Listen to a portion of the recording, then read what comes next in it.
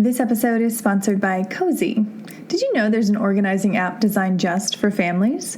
If you're starting to feel busy again, and honestly, when did we ever really stop? And your calendar is filling up with more events and kids' activities than all of last year, why not do your future self a favor and get Cozy? That's C-O-Z-I. Cozy is the #1 organizing app that families use to juggle school schedules, practices, meetings, doctor's appointments, and even a workout or a date night. Imagine that. It was even named a must-have app for a better life by the Today Show. With Cozy, you'll be all set up so everyone knows who's doing what, when, and where. Cozy will even send emails every morning with the day's agenda, so no more missed pickups or double bookings. Here's how it works. Cozy tracks everyone's schedules and events in one place with a shared color-coded calendar. Cozy even reminds others about events so you don't have to. The best part? It's free. Just download Cozy Family Organizer from the App Store. Again, that's C-O-Z-I to get the free app today.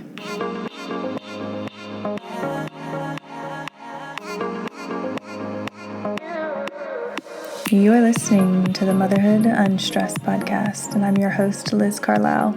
Thank you so much for tuning in. I'm so glad that you're here, as always. And this week is special to me. It's actually very personal.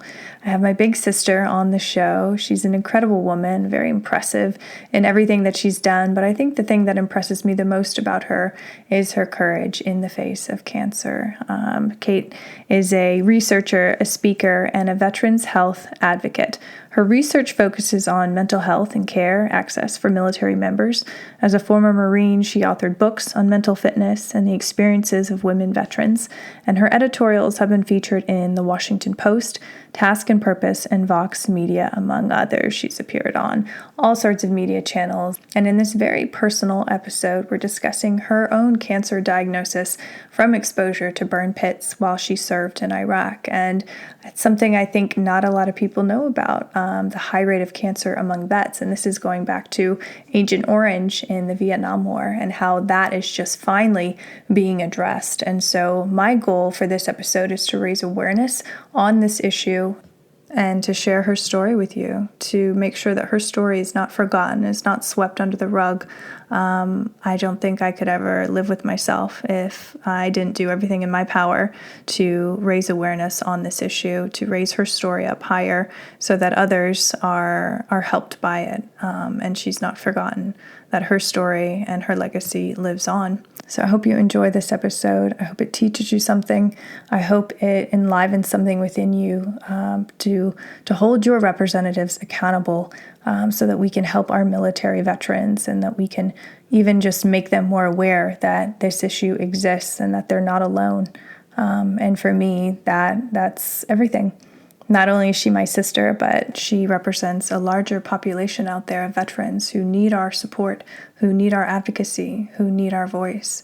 So please enjoy this episode with Dr. Kate Hendricks Thomas. Well, hello, Dr. Kate Hendricks Thomas, aka my big sister. Welcome back to the show. It's so good to have you back.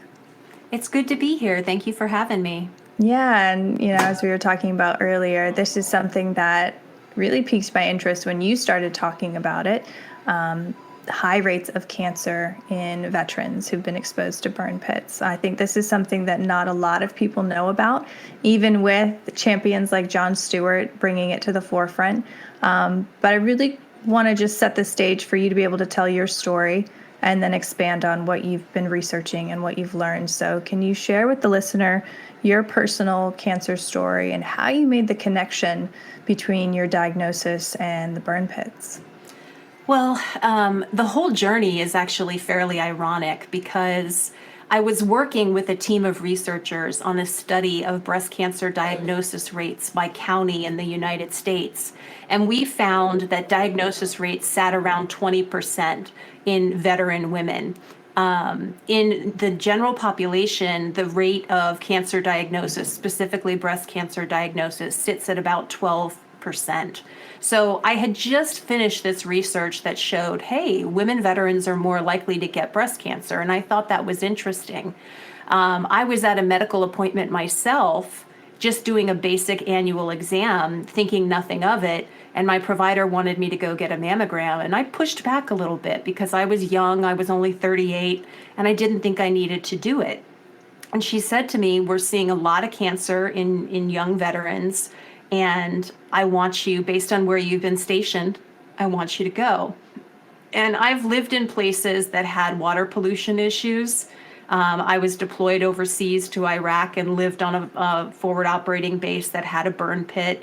I traveled, when I traveled in that country, I was up at Camp Victory and Baghdad and other places with burn pits. So I knew I had a likelihood of exposure, but I was, really in denial that cancer was ever something that would or could touch me.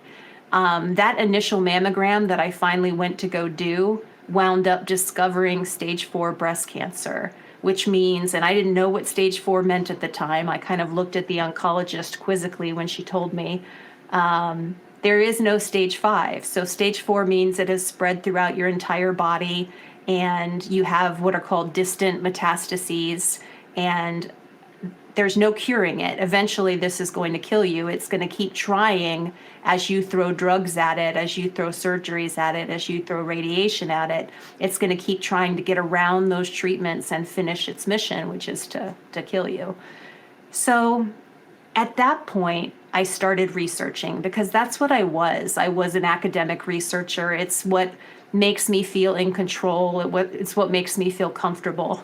And I started discovering this treasure trove of information about delayed onset cancers in military veterans. And basically, our incidence rates for cancers are off the charts.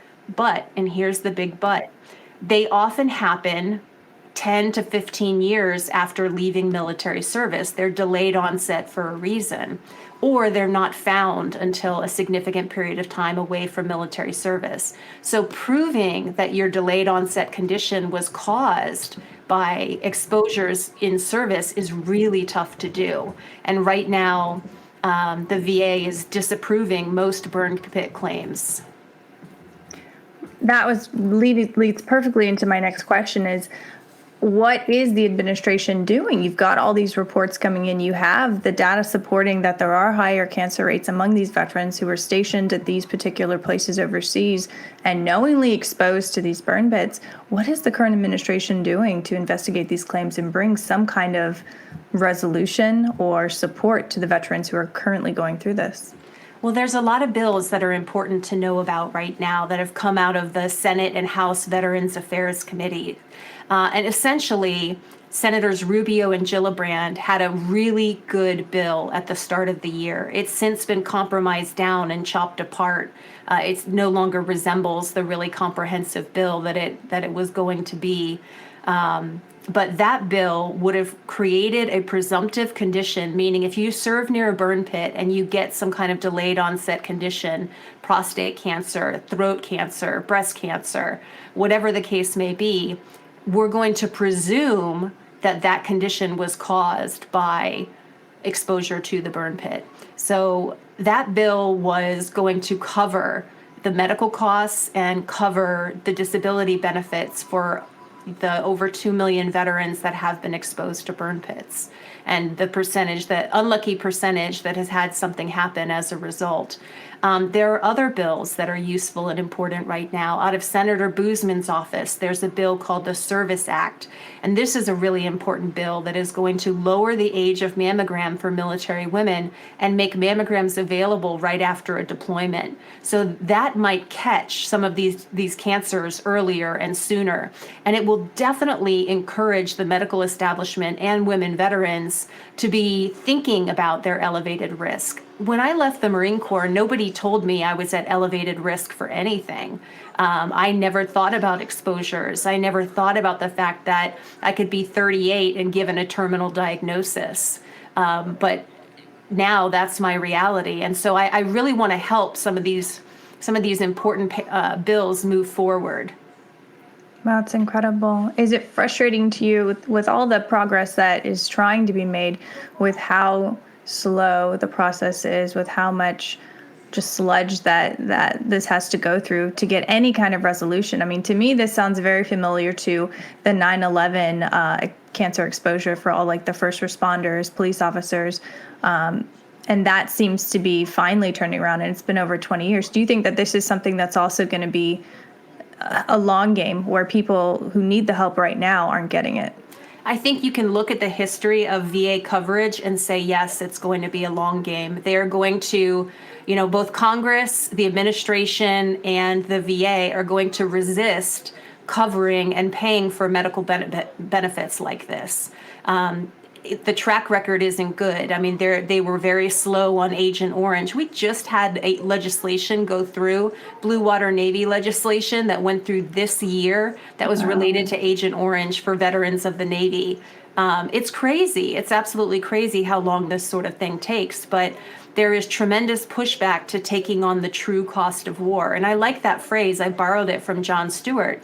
And that's what he says. He says there's a true cost of war, and paying for these delayed onset conditions when people come home is part of that cost of war, especially when you're going to get rid of your trash in open air burn pits and expose people to carcinogens that are absolutely identical to the carcinogens at the World Trade Center, as you said, the dioxin, the benzene, all of those poisons have been found in the burn pits. This is just incredible to me. I mean, I just can't believe that this is allowed to happen and that there was prior knowledge that this correlation existed. Right. When you look at the data on cancer incidence rates, it's not brand new data that just came out. Right. One of the most important studies happened up at Walter Reed related to breast cancer. And that study came out in 2009, and it showed that women veterans had a 20 to 40% risk of being diagnosed with breast cancer. And the 40%, the higher end of the spectrum, was primarily populated by women of color. So it's much more likely that a woman veteran is going to get diagnosed with breast cancer. That has to come from somewhere. That has to have causation. That doesn't just happen mathematically. However, those data are from 2009. That's not new. This is not new information. Well, I'm glad that we're having this conversation to spread awareness, to give the listener a hope maybe for someone that they love that's been suffering and not sure why or how that could happen to them, especially if they're younger, as you were. How has your life changed since this diagnosis? It's been in a few years now. Has your mission as a mother, as a researcher, has that changed, or have you just had to adapt as it's gone on? Well, I continued working for the first couple years after my diagnosis while we got our finances in order. I really had a tough time leaving the full-time workforce. That was very difficult for me. It was a question of identity, and I really loved what I did. But as I, got into heavier and heavier chemotherapies, it became apparent that I just wasn't able to move at the pace I used to move at. I wasn't able to keep up with it. So my life is irrevocably changed. I no longer work. I stay involved with research projects and things of that nature, but my entire life has completely changed. My family actually did a cross-state move after my diagnosis, because we looked around at the support system that was available for my husband and son, and in South Carolina there really wasn't any. We didn't have a lot of close relationships there, so we moved up to Virginia, where we have family and old dear friends, and it's made all the difference. And this episode is brought to you by Sambucol. Sambucol Black Elderberry is the original black elderberry supplement. Black elderberry, if you didn't already know, has been used for centuries in traditional folk remedies, and it's prized for its anti-inflammatory properties and high antioxidant content. I first came across black elderberry in Ireland, and I fell in love with it there. As a busy mom, I cannot afford to be down for the count. I need to feel strong, healthy, and I want support for my immune system, and that's where Sambucol comes in. So Sambucol makes it super easy to feel your best all year round. If you are interested in trying them out for yourself and your family, head on over to SambucolUSA.com and be sure to use my code MOTHER15 to save 15% off your order. And if you need any recommendations on which products to choose, they're all great, but my personal favorite are the gummies. They're actually my kids' favorites too. So I just pop them in first thing in the morning with the rest of my supplements, and I'm good to go. To me, it's just like I just want to hold someone accountable for this. Like this never would have happened unless you were exposed to the burn pits. And I don't want it to end up being another Agent Orange situation where it's, decades later and your son is, missing his mother and, your husband's missing his wife. It's like, what can we do as a society, as the listener of the show and beyond, what can we do to ensure that this doesn't happen to anybody else, so that the people who have been affected, like yourself, are compensated or are made whole from this? Because it doesn't sit with me, and I can't, I think anyone who hears this would feel the same way. It's like, what can we do to make this right, to save others from this? I think the easiest thing that you can do is get in touch with an advocacy organization called Burn Pits 360.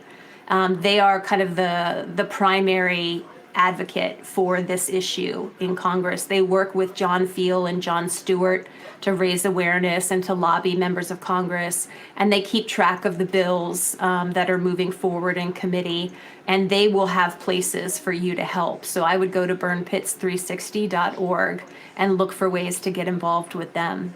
Yeah, and you interviewed with Jon Stewart. Can you talk a little bit about that interview, what that was like, and anything else interesting you want to add?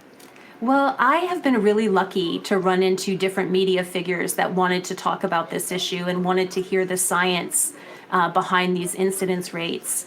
I was able to interview with a producer from the Jon Stewart show and just kind of talk about what the VA is and is not covering right now. And it was a short but fun conversation that supported the larger episode that aired on Apple TV. The first episode of Jon Stewart's show was focused on veteran well-being in the burn pits and the corollaries to 9/11 first responder work. So there's a lot of people that care about this and are trying to raise awareness, but getting Congress to say, yes, we'll pay for it, yes, we'll make the VA cover it, is an uphill battle. It's very difficult.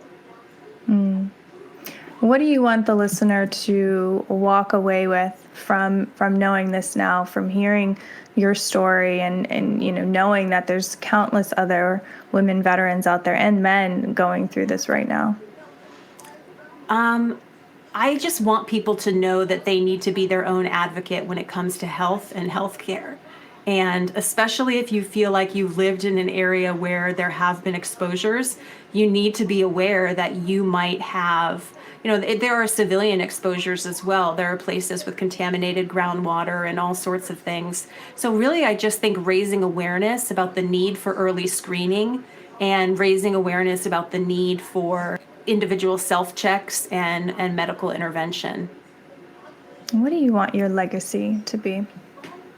I think my legacy is, I would have said 2 years ago, I would have told you it's my writing, the books that I've published, and that's my legacy. I don't feel that way anymore. I enjoyed writing and I enjoyed publishing research, but I think my legacy is my son. My legacy is Matthew, who is 7 years old right now and is smart as a whip, and what he will go and do in the world. He tells me he's going to become a doctor and he's going to kill cancer. And he said, I hope you're still around because you're going to be the first person I cure. And then he says he wants to become a scientist who studies space. So he's got a big career ahead for him. Yeah, I think that's absolutely possible. He's insanely smart. Kate, thank you so much for sharing your story. I know it's difficult to discuss. I know it's frustrating. I know you're tired because you're going through chemo treatments. So from the bottom of my heart to yours, thank you for coming on the show and spreading awareness on this very important issue. Well, thank you for asking, and thank you for spending time on the topic. Absolutely.